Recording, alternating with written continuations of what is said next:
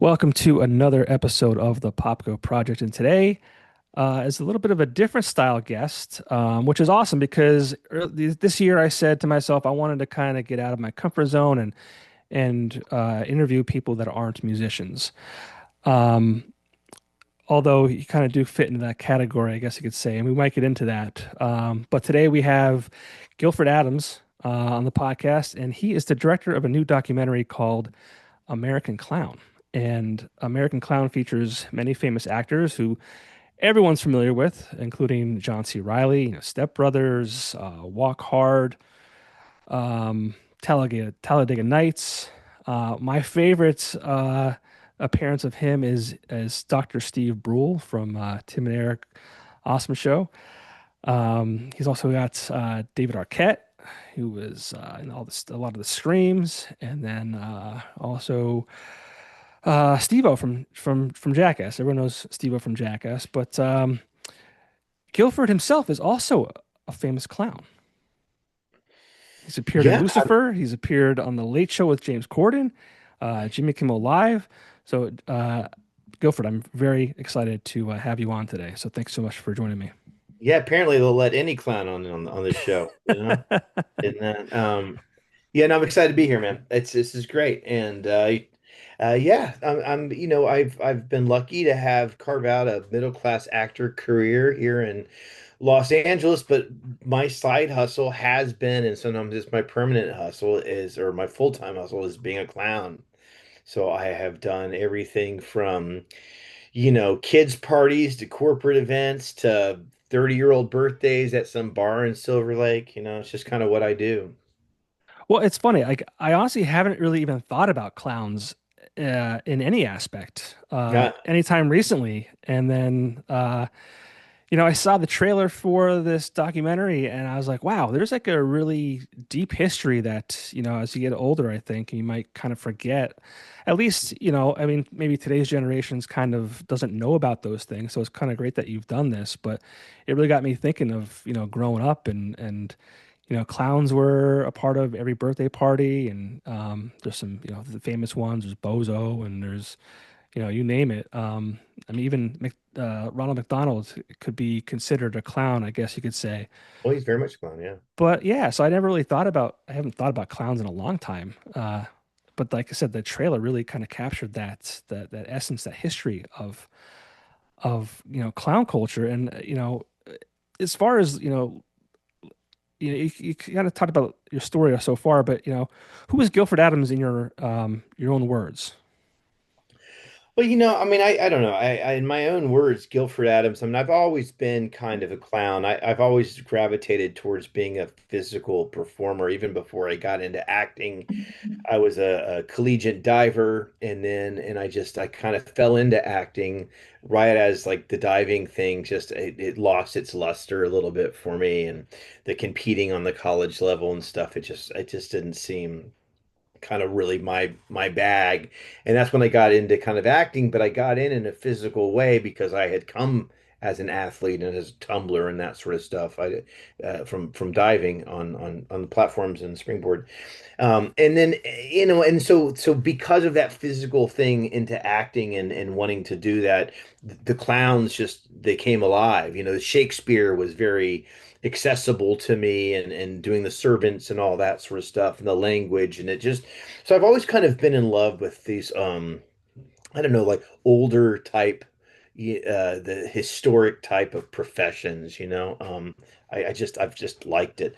And so when I moved out to here as an actor in LA, I needed to have uh my stuff. I needed to have my weeks basically free for auditions and stuff. That was back when you needed to go to an audition. Everything now is self-tapes, and so I started working as a clown on the weekends and for other people. And then I was like, well, why am I doing that? I should do it myself. And I really started cutting my teeth on that sort of profession. And then that led to other things because of the company that I had and all that sort of stuff. And really, the web, I mean, the web changed everything. This was like before, for all your young listeners out there, before apps on phones, we had the internet. And the internet at the time, the World Wide Web just changed everything. So, I went from having a company called A Clowns for Hire because I wanted to be in a telephone book with the Oh, A's, smart. you know, to getting to Los Angeles Clown because I wanted to be Googleable. I wanted somebody to be able to Google my name. And this is before even Google was a thing. I think there was something before that. So things have, things have changed, and things continue to change. But the one thing that hasn't changed is that clowns make people laugh, a lot of the time. And so I wanted to explore that a little more.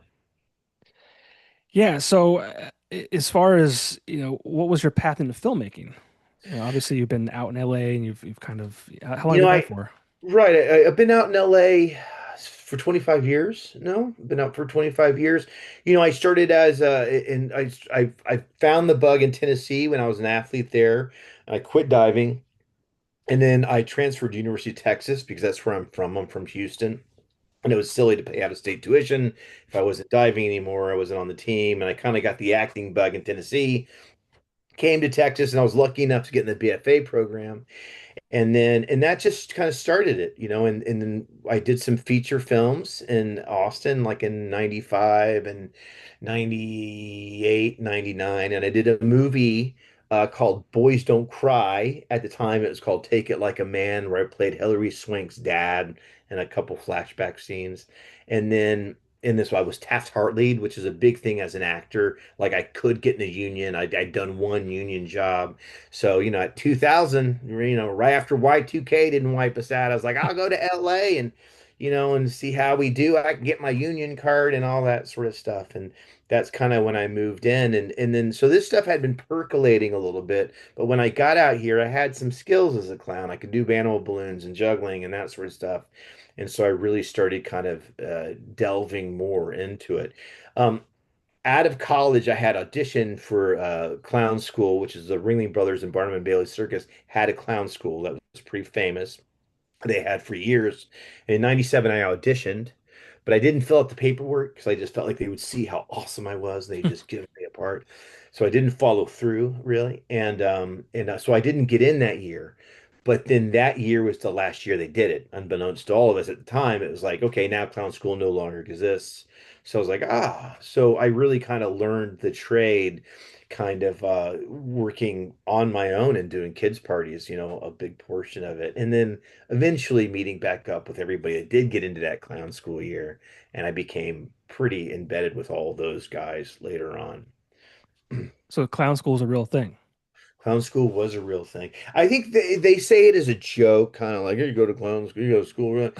But there was a Ringling Brothers and Barnum and Bailey Circus clown school. There's a Del Arte that's kind of here in Northern California where they do kind of mask work and that sort of stuff. And then there's Lecoq, which is like a school in France. And that's, I think that's what they say that Zach Galifianakis' character in Baskets went to, like this French sort of like wellness. But there isn't, something happened in the 80s, in the 90s, really, where it became very having some clowning aspect to your collegiate program was preferred. And so you take a semester in clowning, or you'd have clowning classes, and people like Bill Irwin and Bob Berkey would go to schools and colleges to try to like teach the students clowning. But so it kind of worked its way out into regional programs. But as far as the clown school, that ended in '97, and there hasn't really been anything to replace it since. Was there something about clowns that kind of drew you to it? I've always enjoyed this sort of, I think we are relatively simple creatures, Yeah. people. And so I've always enjoyed like I'll give you a perfect, so in Commedia, which is kind of based in clowning, you would have a servant named Arlecchino. Now Arlecchino would be given a letter. He'd be needed to take it to his Pantalone, which is kind of his boss, or the guy that he had ownership over him. And so he would take a letter, and then he'd need to go. It was a simple task, right? Take this letter, go bring it to your boss. Like, okay, this is like done 400 years ago, 300 years. So he'd take the letter, and then on the way to his boss, he'd be like, "God, I'm starving," like I am right now. I can hear my stomach growling. I'm starving, and so he would take it, and then he would eat, like I didn't have anything to eat and whatever. And so he'd eat the letter because he's just that hungry. And then when he gets to his boss, the boss is like, well, where's the letter? He's like, he can't tell me he ate it because he get in trouble. He's like, well, he had to be extemporaneous. Like, okay, well, I'll tell you what was on it. Here, basically, this was the letter, and to me, I think that's every situational comedy that there is right now. Like it's like that's like Seinfeld has that sort of same premise. Curb Your Own Enthusiasm is very similar. Not that they're eating letters, but there's a simple premise. And at the end of the episode, you don't largely grow from the experience. You're the exact same as you were when you started the episode. You're just a little less dumb about that one thing. And to me, that's just like how we are as people. I love that. I think there's not these big epiphanies all the time. We just kind of like we know not to eat dumpster trash because that one time I did, that's what happened. And Right. I guess I like that. I think there's something very human in that sort of recognition. And to me, that's a lot of what being a clown is. It's very based in situational comedy. Um, kids are natural clowns, right? There's just a natural quality to them that you'll see a very small kid trying to grab balls and then he's putting them in, or he's trying to grab a couple and then he drops one and you see him like, I just dropped the ball, and he goes back down to grab it. He drops another, and he's like, I just dropped another ball, and it's so fun to watch. We're just watching like, oh my God, they just, because at our worst, that's what we're like. I mean, we do that taking groceries in from the car, it's just like, this is like a comedy bit, Yeah. and I just think there's something that resonates with all of us in that. And I really like delving into that. Reminds me of like times when you're like rushing out the door to go to work and your belt loop gets stuck on the door handle, Oh, dude, yeah. and then you Yeah. stub your toe, and it just kind of like Yeah, it's just like Jesus. And then domino effect. and you have those days you're like, oh, this is the other day I had a job or doing a little side hustle and then had my coffee in the thing and I'm getting done. It's like 6 o'clock in the morning, grab a coffee and it just spills on the ground. I'm like, oh my God. Oh my God. And I'm like, I hope this is not how the day goes. Like, I really hope this is not a precursor Right. for just the worst day ever. But you just gotta, okay, you know what? I'm not even gonna think about it. Just pick the cup off the thing. That sucks. Yeah. So I think there's a part of us, and then when we see that happen to other people, it feels like we feel a little less stupid. We're like, oh Hmm. God, that guy is stupid. Yeah. So I think there's a salve in laughter and realizing that we make mistakes, and I think to be the giver of that is just really exciting. Yeah. It's fun. Yeah, that's fun. So did directing kind of was that like a natural evolution to your time in entertainment? I think there's been I was in Boy Scouts and I was in the Eagle Scout and stuff, and so I think there's always a part of me that is happy to lead. I don't necessarily always want to. Sometimes I feel a little bit forced to, and even with this process, I mean, I was the one interested in the story out of all the producers and everybody else in the story, I'm the only one that kind of knows what to ask, what to tell. So it felt like it was a natural evolution to kind of to get what I needed, but it was never something. And to this day, if somebody saw this and said, "Hey, I love that documentary. I could take it to the next level and get it in theaters worldwide, but make me the director." Like, awesome, you got it. You're the director now.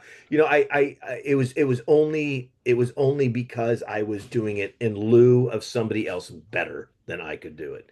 And I think that's a lot of what leadership is. It's like it's not something you want to do. You're just kind of like, there's no one else that's going to do this right now. So I Right. guess I have to do this. Yeah, and who better though? Yeah, I mean no one else knows how to do this. So let's talk about American Clown. What is the film about, and where did the idea come from? So I had a producer talk to me maybe the early 2015, 14. It was like, hey, Gil, I think you have a fun life, and this is like pre-kids that I had kids.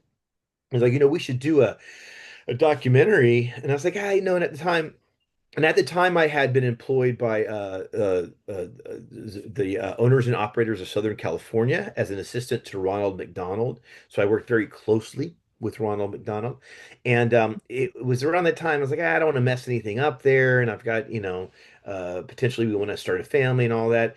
But then in 2017, there was a big sort of a bunch of events that were happening. I don't know about Scranton, but out here in California, there was like a bunch of like these scary clown sightings. The program I was a part of with the Ronald program, they were having Ronald lay low because they were worried about all these sightings, and it was coming out, and it just seemed like this big like to do. And I was like, what's going on? What's going on here? And at that time, Ringling Brothers closed their doors. And this is probably had been a long time in the making, but the timing was suspicious. And then in the Big Apple Circus, which is a circus on the East Coast, they were closing their doors. And I saw all this just real negative sort of stuff about clowning and like clowns, and they're all, and I thought like, well, this is a very clever guerrilla campaign for it, which was also coming out, this sort of rehashing of it, or the reboot. And but then it felt like, well, I reached back out to this producer friend of mine. I was like, maybe we should film this because my program is ending, and I saw everyone else's program that worked with Ronald was ending around the country, and we're like, oh, that's weird. Sucks to be you. And all of a sudden, we got our walking papers. We're like, what? That's and I thought, well, we should be filming this. I don't know legally how much we can use of it. And, and there's a real brotherhood with all the Toms and the people that work with Ronald McDonald, especially back then, because it was still there. Hey, don't say anything. And understandable. And we're all there to support Ronald ultimately. And, and so these things started happening. So we started kind of like just, interviewing people and what's going on. And then, the pandemic hit. And then all of a sudden it was like, let's keep interviewing because now everyone's like trying to figure out what we're going to do and, how to come out of it. And the horror clown never really kind of disappeared. And it's just like, it's kind of, okay, this is what we're living with. And I think a lot of it is a little bit similar to like stand-up comics and political correctness and all that sort of like, whoa, it's like these are just natural obstacles that life puts in your way. These are things that we have to navigate. But doing this and realizing like, okay, now the horror clowns are here and they're here to stay, and we got to learn to be friends, sort of thing. It really dawned on me like, well, but for the average kid now, they don't really see, that's all they see, Yeah. right? I mean, it's like you said, like I haven't really thought about clowns for because they're not in they're not around. I mean, any marketing McDonald's does now is going to be not with Ronald. They don't really have them much anymore, maybe for a shareholder meeting or something. But they're going to have, whatever the new toys are for the Pixar movie. Like the, Right. the McDonald land, that stuff that existed for a while, it has now moved to something else. The circus is back, but they're back without clowns. So you're not really seeing it like you used to see it. And I thought, well, I think we need to kind of put a pin in this and say, hey, why are we here now? What has happened? What has changed? At the very least, talk to other clowns and get their input and find out how they're feeling, how they're faring, and what their thoughts are on the future of where this is going. And so that's kind of what the doc has set out to do. I think that's where we went wrong when we got rid of like the OGs. Yeah, maybe so. If you, it's so there is something to, and I've spoken about this once before.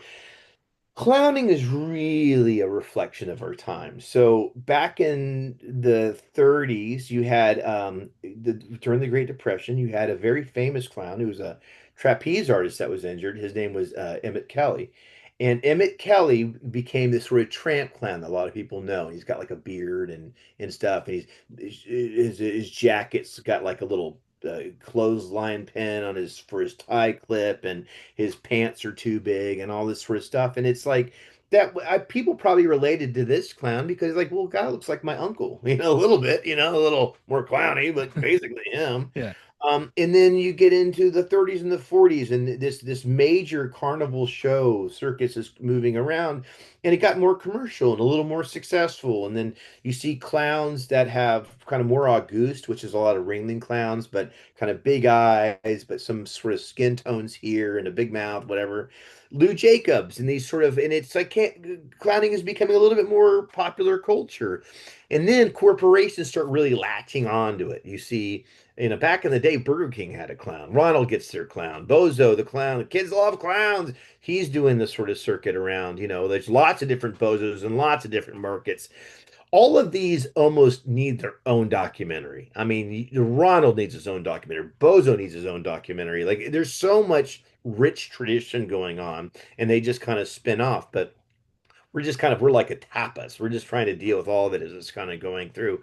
Um, so, but that's kind of the sort of the corporation embracing all of these clowns. Well, then you get into like the beginning of the 21st century, and like, and everyone's distrustful of these corporations. You know, Super Size Me came out. It's like this clown is hawking burgers, and so we're kind of like in this sort of, and it has already kind of set the course a little bit. You have two major movies in that time that are very kind of like clowns are scary. It, and if you remember, Poltergeist has a Hmm. little clown doll in it. It's like and that thing comes alive. And so this new generation is not only taught to like what they've been the corporate greed and and then there's all these scary clowns like oh well, that's a double that looks bad all the clowning, but we've moved into kind of this sort of 21st century where clowns not only are they like they're going to murder you, like they're supernatural, horrific, like Yeah. just decimating. So I'm not saying, but I'm saying, is that a sign of our times? If we're using all of these sort of milestones as clowns, and now that we've got this sort of surreal, sort of like nightmare on Elm Street type clowny type, that sucks, I don't know what that means, but it does mean that there's like a certain level of panic from the American public that they don't know who to believe, like what's good, what's not good, there's just a real sort of like don't believe your lying eyes sort of attitude. And I think that speaks volumes for kind of where we are. So it's not surprising that we're here, but I do want to remind people that like you know when you ramp back down, clans still provide a very worthwhile service for a lot of kids, and they do some really magical work. And I'm a little bit loath to kill the messenger there, Yeah. because I think we lose something when we lose that. Yeah. I haven't even thought about. I have two young children, and the idea of a clown at a birthday party never even crossed my mind. Oh, really? That's how far, yeah, far removed I am from clowns. And like, I mean, I grew up in the 80s and 90s, and Yeah. yeah, it's terrible. Yeah, it's I mean I do parties all the time. There's in LA I'm lucky that a lot of it is sort of like European, like white. But I mean in LA, like I will do a mosque and like a temple in the same day, and every culture understands what the clown is there to do. Yeah. There's very little confusion as far as who you are and what you provide. So it's very unique for me being out here, because sure, I will see some sort of like less parties in Calabasas, but I'll have just as many parties, elsewhere for depending on the area of California, that I'm kind of servicing at the time. So it's definitely the horror clowns are here to stay. They're not going anywhere. I've made friends with it. I just don't want it to be the only thing. I will have kids ask me all the time, oh, are all clowns scary? It's like, no, no, no, no. Well, I know you're talking about my cousin Pennywise. Yeah, he's gone to Hollywood. Drives a Yeah. Tesla. So, and that's just my way of, so because they see us all as one community, so I'll embrace that. But there's other people that, other clowns do different things. We just do different things. Yeah. You talk a lot about these horror clowns and David Howard Thornton, which is, he's the Terrifier. Yeah, He appears in this documentary, correct? yeah, he does. He Yeah. does. What made him the right fit for to have him included in this when we're talking about, the history and the evolution of the clown and um, how maybe the horror clown has taken over, so to speak. Well, I mean, I don't know if Tim Curry would have sat with us, Hmm. although I know I have been in a doc with him before, his doc about Pennywise. And he seems like a wonderful guy. He might have. I never asked him.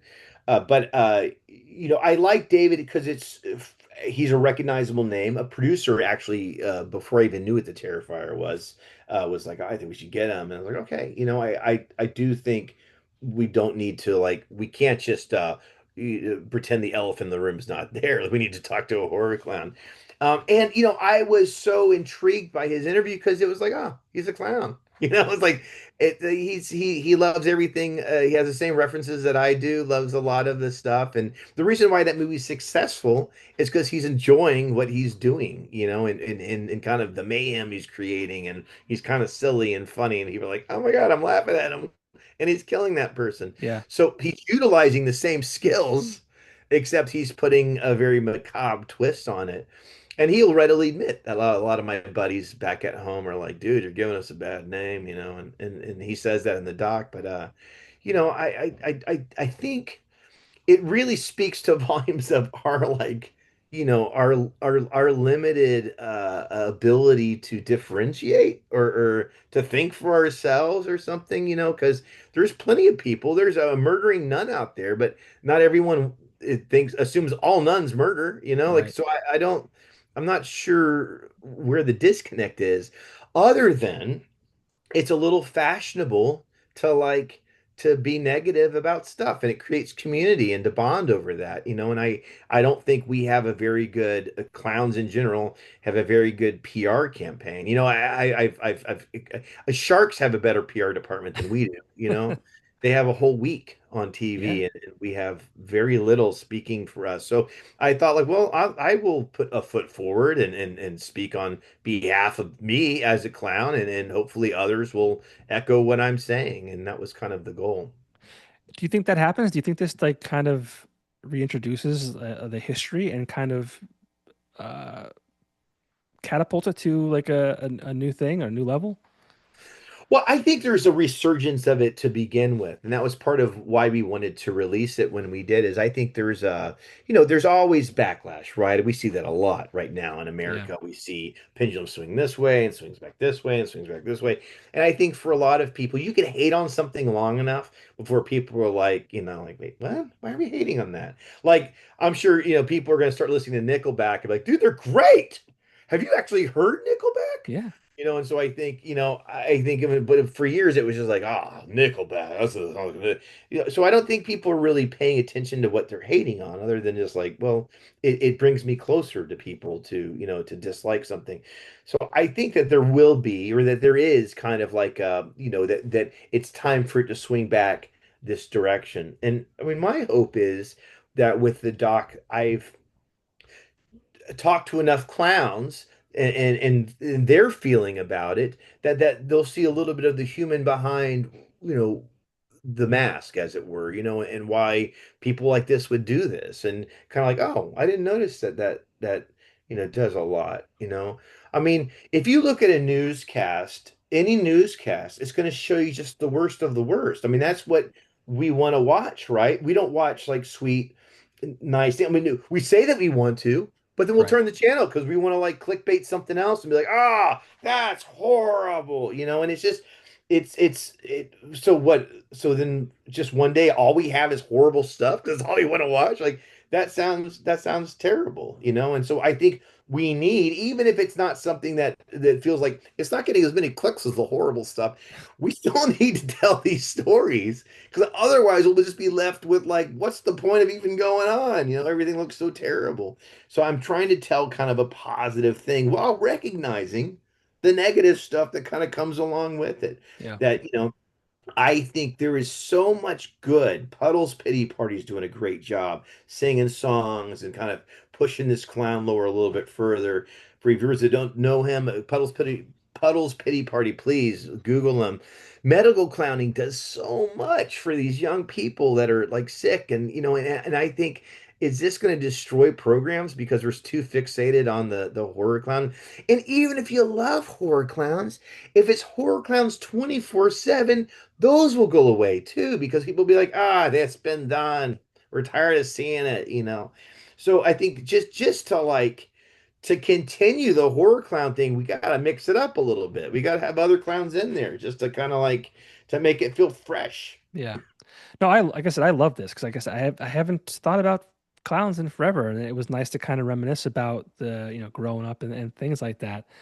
You have John C. Reilly as part of this too. Like, how did he get into the fold?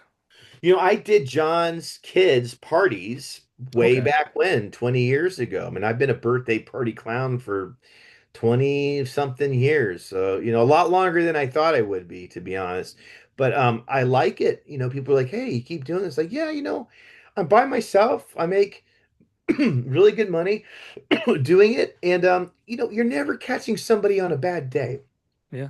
their their kids' parties are usually in a good mood. They've got a beer in their hand. The kids are entertained. They're like, hey, congratulations, Dad, you made it another year. Like, dude, tell me about it, man. It's been a tough one. I just think that there's something very sweet about the dynamics of it. So as I get older, and I'm like, I just thought I wouldn't be doing it. It's like, well, what else do you want to do, man? Like it's like this is a good job. I don't have to think about it. I just go in there, have fun. It's like I'm the life of the party. I mean, it's funny. My life has changed a little bit because now I have kids and they're 8 years old. And so now what I used to do is go to I used to do birthday parties and then I would go out at night with my friends and whatever and then hopefully not go too hard and then wake up again and do birthday parties. But I get paid to the birthday parties. Now I go to parties with my kids where I'm not the whatever. And so I'm not getting paid to go to these parties. But then I get booked to go to a party at night, and it's like, and they're paying me $300 to be in clown face and whatever. And I'm there for an hour. And it's like, so the reverse is now happening to me. Now I'm getting paid to go to parties at night. I'm usually in and out. I'm not drinking, and it's like, but now I got to go to kids' parties for free. So Yeah. I've done the whole gamut. Well, that was always a stigma too, right? Clown was out partying all night, wakes up, he still smells like beer, Oh yeah. does I'm parties. sure it's happened. I'm sure it's happened with me. I mean, I could tell you stories that would make your listeners cringe. I've done 4,000 parties. Not all are Worth winners. But I made them. I mean, I can tell you I have missed three in my life. Three parties in my life where like it was a horrible situation. Or I got the date wrong, or oh wait, where are you? I can't get there in time. And out of 4,000, I mean, so the odds are pretty good. I'll Pretty make the good. party. Yeah, But those haunt me. Those parties. sure. That's exactly where it was, what I was doing. So I've always made them. I've been very. Steve-O's has a great sort of thing where he's talking about when he was right before Jackass and doing all that stuff and how he was very responsible and he made it. He's hung over and horrible and and I had those years. I definitely had those years, but I don't have those years anymore. Yeah, I've I've turned into a different being a dad has done a lot for that and I'll you do know it. yeah, I mean, I'll do you're it. like, oh, and having a different relationship to kids, and it's hard. You can't. It's really hard, as a performer to. You're going to infuse what your life is what your life is doing to how you relate to other people. It's just, you got more compassion. I mean, when I worked in the hospital, and I had kids, and then I saw kids that were sick, like, oh my, you can't help but think, Jesus. I mean, if this was, excuse me, but if this was me, oh my God, I got nothing to worry about, dude. I mean, this Yeah, is like be so hard for a parent. right. I just can't even imagine. Couldn't imagine. And then you're like, dude, what else can I do? What can I do to make what else can I do? How can I be of service, So I think that in a profession like the one that I've chosen for myself as far as being a clown, it's it's it's a joy to be of service. I mean, I do it on my birthday. I do it for free, you know? I mean, I don't, but I would, Right. so it's like what other jobs do that? And, you said you're reliable. One person. There's no one to tell you you're doing. I A bad guess, job or I'm yeah, a kidding, bad job, or maybe the people that hire you. But I'm sure you're a great clown. But yeah, there's no one like there's no outside like issues. It's nice not to. It's just you're on your own, and then at the end of the day, you go back home. It's like I love it. I love it. And then in the energy that I feel as an actor, and I am in a profession as well as an actor that's very difficult and it can be brutal and and there's a huge amount of rejection. So when I kind of feel like, it's just, gotta peel myself off the floor, like, you know what? I'm gonna focus on this other thing for a little bit. I'll come back to this when I feel like a little bit more inflated. But right now, I'm just feeling a little bit low. And, it can give the energy that you want to as a clown. I highly recommend, I mean, maybe this is the market we live in Anybody, artist or not, have a side hustle. Just have a side hustle. Because and maybe we all do now. Maybe we have four side hustles, all of us. That's the way Americans live now. But just for when something just really stinks, you're like, I cannot, you know what? I'm gonna do this. I'm gonna focus on this right here. Yeah. Because I don't know, it fills you up a little bit, Yeah. it just makes you feel, "Yeah, why am I stressing about this thing? I'll get back to it. I need to get back to it. I'm gonna do this other thing. I love it. I love having that. It's a nice little cleanser. Yeah, it is for sure. You mentioned Steve-O. How did he get involved? So the year that I auditioned to get into clown school and I didn't follow through on my paperwork was the year 1997. That year, a bunch of the people that I would meet later in my life, maybe the mid 2005, 2006, all went to that clown school class. They all were in the class of 97. Steve was also a part of that class. Hmm. So I would have met him if I had gotten in that year. Or if I filled out my paperwork like I probably should have. And then so Matt, one of my friends that I've worked with in Troubadour Theater Company, Matt Walker, he is a friend of Steve-O and he had his number. And so when I mentioned to him, like, hey, could he reach out? He's like, sure, dude, no problem. And Steve-O, being the consummate professional he is, was just none too happy to sit down with me. Super sweet. Just I mean, he's just a real pro, man. I think and I told him I think Jackass is very much 2.0 clowning to me. What they do and the slapstick that you saw in the Three Stooges. I mean, those Yeah. guys do the same thing, but with paper cuts and with snorting wasabi, and Yeah, you're it's right. it's it's just another evolution of that. So in many ways, I see Jackass is part of just this. It is he needs to be part of this documentary because this is part of the evolution of clowning to me. Yeah, that's a good point. I never thought about that either. But you just think of clowns like, red noses, rainbow hair, honking a horn or something like that. You don't think about how you said earlier at the top of the show, like we're kind of all clowns in Yeah. our own way. Well, most of the shows that you like, especially if it's a situational comedy, there's a few shows, some soap operas out there. Well, a lot of the TV shows that are soap operas, and everything's a soap opera.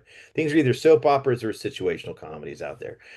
Every show that the majority of your listeners watch is a soap opera. Whether it's Fire Country or or Days of Our Lives, they're all soap operas. And then clowning in these situational comedies, most of them are clowns, just without the noses. I mean, perfect example is Seinfeld. Seinfeld's just clowns. I mean, they don't have the red nose, but they even have different hierarchy of like, what we'd say is like high status, middle status, and low status. I mean, I could go right. Low status is Kramer. Right. He's just like anything can happen. Middle status is George. He can be kind of sensible, but not really. Then there's Elaine, which is like the female equivalent of George, which is but kind of smarter. She's got kind of like, and then you've got Jerry, who's kind of like the boss clown. He's just Hmm. like he can have his own things. There's no doubt about it. But he's not near like Goofus and Doofus. So that they're all just clowns. They're just different. That's just a different hierarchy of clowns. I mean, you could call them clowns. You could also say, there are all these characters. So a lot of character driven stuff is really what we see is just clowning without the noses. Same thing for It's Always Sunny in Philadelphia. I go through the Wow. same thing. Great I mean, show. great show, really funny, and it's like, and it's these shows are they're wonderful. I mean, you could say the same thing about Schitt's Creek, which just Hmm. got like, it's just like okay, well these are just so in a lot of ways, back to your point, oh, I didn't think of Jackass as this. It's like this is just the evolution of a lot of what this clowning is. It's become so ingrained in characters and kind of our ids that we just see it as like a character on a show. But I mean, they're very steeped in clowning. Yeah. I mean, even like when Kramer's is so physical, like he's doing it all. Yeah. If you put on a nose, you'd be like, oh, he is a clown. I Yeah. didn't even think that, but he's such a clown in that show. Yeah. Um, but yeah, yeah. So I think having once you kind of see it, it's just kind of hard to unsee. Like, Hmm. those are all clowns.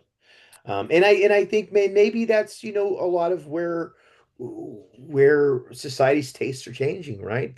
Things go back. I mean, mullets are back in, dude. I've seen mullets come in and go back out, and come in and go back out. So, I think right now maybe makeup is out, and then maybe eventually makeup's back in and they'll do makeup with clowns. And right now makeup is no, we just want the red nose. We don't want, it's very European. Europeans have just red noses. Cirque du Soleil has made that very popular. Some sort of like kind of they look like characters, but little touch-ups and so maybe that's the direction that we're headed now. I don't know. I always find it kind of neat. Like, I think about like mascots, and I guess a clown. You're not wearing a mask per se, but you have makeup on and things like that. You could be an entirely different person as like a mascot or a clown than you are in real life, obviously, which is Yeah, kind of I neat. love that about it. Yeah. There was a book that I had that has on the back, it was all these, I think it's 100 Clowns is what it's called. It has all these old guys on the back cover, and it has them as clown, and then it has them in suits, and it's drawing pictures to like a little line. That's that guy, that's that guy, that's that guy. Like, oh my God, dude, you would never guess that. I love the anonymity. And then there's also something as a performer when I go into a party and if I'm doing a show and then if I'm on a TV set, I'm in clown and people see me and like come out and I don't have clown on, I was like, huh, who are you? So I go, I'm the clown. I was like, you're the clown? Oh, dude, I didn't even, So I Yeah. think there's some. It feels super, like there's something very Yeah. Freeing or something. superhero-y, Yeah. kind of like But and the same things apply, right? I mean, most clowns follow this. There's a couple notable ones that don't, but I don't do makeup in front of people. I don't get dressed in front of people. I mean, of course, accidents happen and something is, because think about it. Would Superman still have the same sort of panache if you see him putting his onesie on? Sorry, dude. I couldn't find anything You're to get right there. dressed Yeah. in, so I had to kind of do it here. You'd Yeah. be like, Superman. Like I thought Yeah. you came fully equipped. So I think clowns are the same way. I want to create that Yeah. illusion for people. And people that do mask work, they feel the same way. Like, you give it there's an import that you put it and that you put on the mask and also you become this character. And I think, clowns are a little bit the same. I like that. Yeah. So back to American Clown. Is there, without giving too much away, is there any part of the documentary that you're like super proud of specifically? I mean, I'm just proud of getting it done. I think, or finishing it. I think there's so much, for any young filmmakers or any old filmmakers or any filmmakers at all. If you even think about doing a film, it's so hard. There are so many things that can knock it off the track. I mean, countless. I mean, even when you get into a film festival, the amount of rejections I got before Dancing with Films, I'm like, what? You can't even see straight. Um, so just getting it done, just trying to is a huge accomplishment. And it's even then you're like, okay, now how do people see this? How do I get people to see this film? Because now that we're finished. So if I had, what's been, I think you're to redirect what's if there's been one accomplishment or a feeling of it, what was exactly you said, The question was, Johnny? is there a moment that you're specifically proud of, like in the film itself? But I mean, obviously, your answer can No, kind of. yeah, yeah. I mean, I think that's it, right? I'm also kind of proud. We all had an idea of how the ending, how we wanted it to be, that there would have this sort of natural cycle and then it would be like, aha, but then everything's, fine and it's good and, they're still vibrant and clowns live another day. And there's an element to it that's, sure like that, or you could take that track if you wanted to. I think by all means that is there. I don't want to be some negative nanny, but there's also kind of a call of action to it. And I don't think it's something that the producers necessarily wanted. I think they wanted it tied up in a nicer little bow, but it was like, this is it. Yeah. This is where we are, man. It's like this is a documentary, right? We are documenting where we are, and this is happens to be where we are. So I don't know. I and I'm proud of like having the conviction to realize that. Like, oh, I mean, that's, I like it to tell a different story, Yeah. but this is the story that it told. So I mean, hopefully other people will resonate with that and they'll feel like compelled to be like, you know what, yeah, I'm for this. Let's do this, and I like it being a bit of a call to action. And I might be the only one that likes it. No, I mean I'm excited to see it. What's the release plan for it? So we will premiere on the 23rd of June. So if you're in Hollywood, get tickets now. It's selling out, but it's going to be there at Hollywood Highland, right there in smack dab in Hollywood. And then the hope after that, we might do a couple other festivals. But then the hope would be to get a distribution deal somewhere. I mean, chances are it will find it and it'll stream somewhere eventually, somehow. But it'd be nice to, I don't really get, I mean, it's just self-financed by me, but I don't care if I get paid, but love to give the producers something, just for like kind of being strung along for as long as we have without getting anything. But to me, this is a passion project. This is what I want to do. This is a story I want to tell. This is an awareness I want to bring. I think oftentimes with some of the rejections, I've had to remind myself, like for a lot of people that aren't in this profession, they don't see this as a thing. It's like what you were saying, Johnny. Like I don't really thought about that before. Yeah, Interesting. I'm in it, right? I see it every day. I it's your see life. kids talk to me, and so to me, it's very present. But to a lot of people, so I like it. It's just a conversation starter. Like why is this? Because I think if I were going to go a step further and say, I think we should be careful of people killing messengers, right? People that question power, people that question, authority, that people, the truth tellers. I think if we're trying to make all those people sound like those people are crazy, what kind of society are we relegating ourselves to? What kind of society are we admitting that we live in if no one can speak out?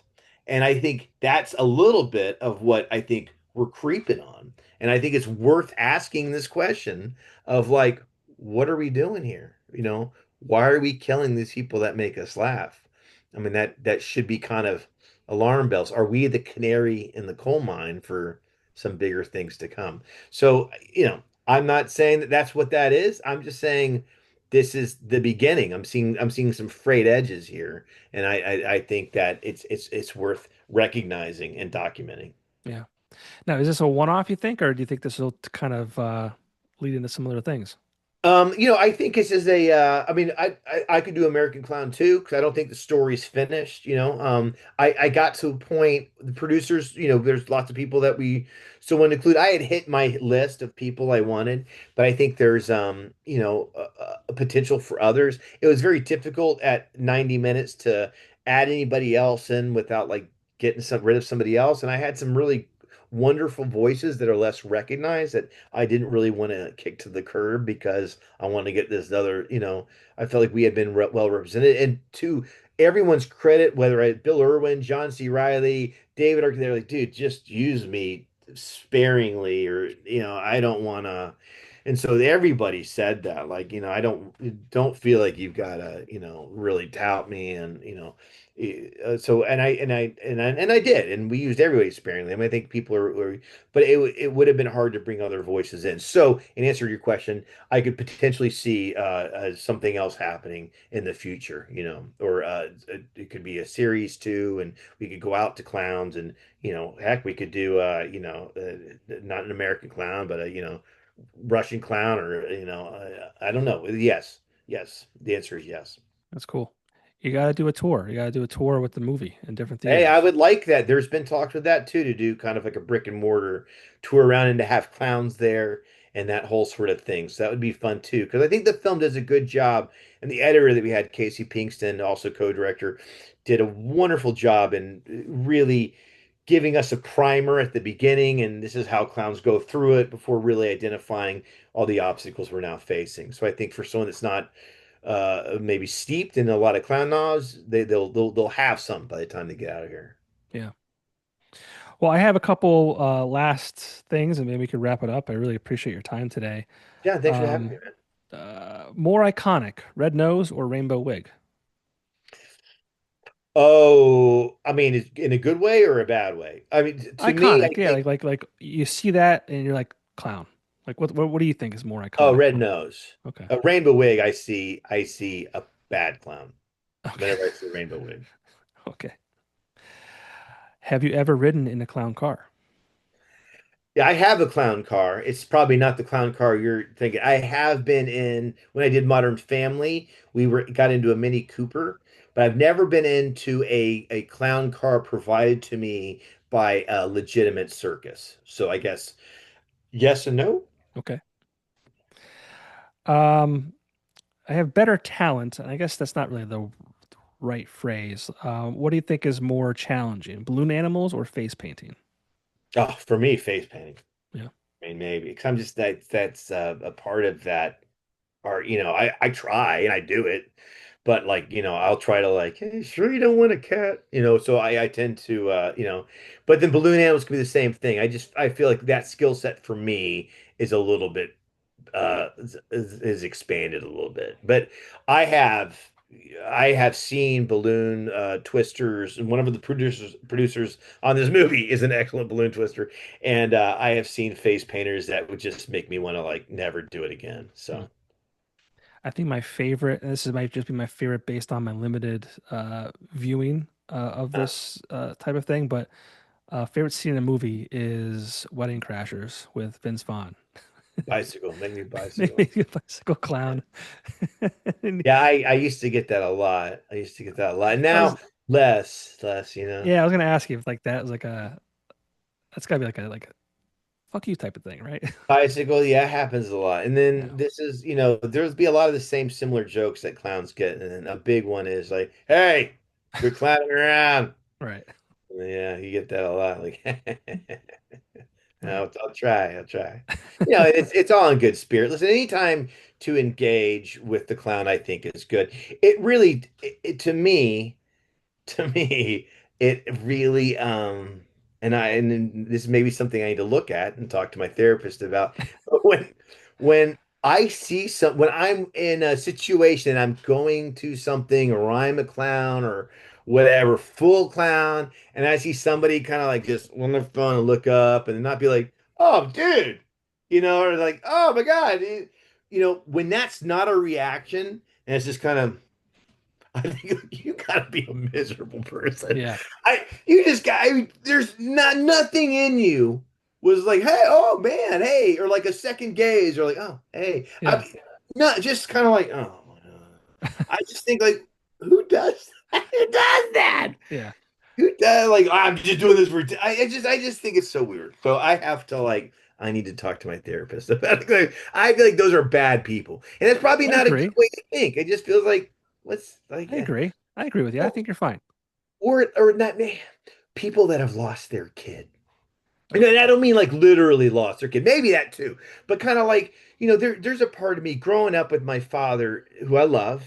There was just like he was always like so like adult. Hmm. Like I mean now I can kind of parse that out and see look at like the vulnerability was not an attribute that any man wanted, and I think that did us it's part of this. I think this did us a lot of disservice, that there's something really joyous about keeping our kid kind of alive and fun and like keeping that person inside of us that might, it has that doesn't want to be crushed, that wants to be, Yeah, like the same way that we try to protect that in our kids, we got to protect that in ourselves. you yeah. know you can't let that thing die because that's when the mystery and the wonder and the learning, that's when they die. Hmm. And I think it's and so I think those people, they let it die, that sense of wonder, I or love they're that. just late for something and they don't have time, that Right. could be it. I love that. It's a great way to end. Do you want to plug your music at all? I mean, is that a big part of your life? I mean, I feel Yeah, like, listen, I have it is. It's been a huge part. It's taken the back seat because of this stuff, but I'm a children's artist. Gilly Atoms, GILLYATOMS. I've done 6 kids albums. I have kids myself, and it started off with a challenge from my wife. I had a bunch of kids songs I'd written, and then she's like, "Why don't you release them for our kid's first birthday?" And so I did. And then she's like, okay, so what are you doing next year? I was like, next year? It's like, well, yeah, you're going to do that every year for the yeah, first 5 years, right? It's like, what? Like, okay, well, better get to writing. So I did 5 albums. I did a Christmas album too for any people that want to celebrate Christmas out there. And so I did 6 albums, and I've been in bands my whole life, and so I uh I have 2 solo albums under Guilford Adams, my name Guilford, and they're everywhere streaming. I got a bunch of CDs, they're everywhere. Um and it's like and I it's music has, as an artist and as a writer, I will say, played such an important part of me in my sort of music plays such I'm such a music person. I've always got headphones on and I'm listening to music all the time. But just being able to, and I'm okay guitarist, I'm a rhythm player, but I just love writing songs. I just that's the vehicle for me to write is the guitar. And I you could have the worst day possible, just complete crap, and you sit down and you're frustrated and you write a song and you're like, that day just changed. Mhm. Like I just wrote a song. I just wrote, and I like it, and it kind of expressed how I was feeling, and I loved it. So I did that with the kids stuff, and I really, and I was like, I don't know if I'm writing songs for kids or if I'm writing songs for the kids' parents. I can't tell. I really can't. I want them both to be entertained, and so there could be like some scholastic person that's like, okay, see, kids really won't relate to this. Like, I don't know. I might be writing for the parent at this point. I don't know. I listen to songs and then I want to be like not bored by the Wiggles all the time. So I'm trying to do something kind of tongue in cheek that sounds fun.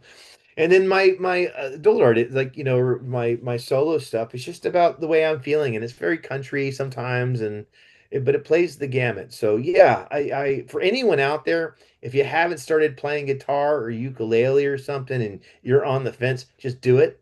Do it. Just buy one, do it. It'll be the one of many you're gonna buy if you keep with it, and just write songs, man. You don't have to be good. You really don't. You just learn a couple chords, write a song, and it'll hook you. It'll hook you. If you want to get better, join friends that have guitars, and then you'll start playing with them. They'll be better than you. Like, oh God, I got to keep up. What is that? Is that an E? Guys, going fast. Like so. It'll change your life. It'll Yeah. change your life.